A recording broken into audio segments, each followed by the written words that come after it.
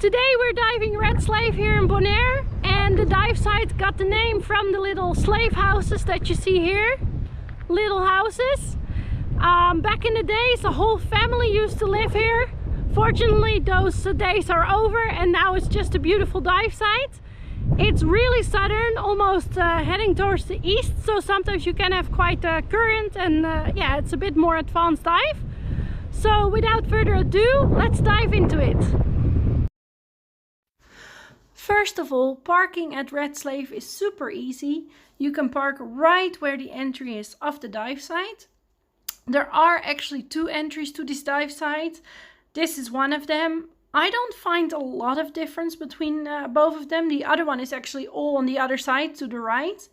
But this is where we went in and it was quite easy to enter. But as you can see, there are waves and today it's super calm. So these waves mean nothing. But always check what the waves are doing when you want to dive Red Slave. If they're too high, don't go in. Pick a different dive site.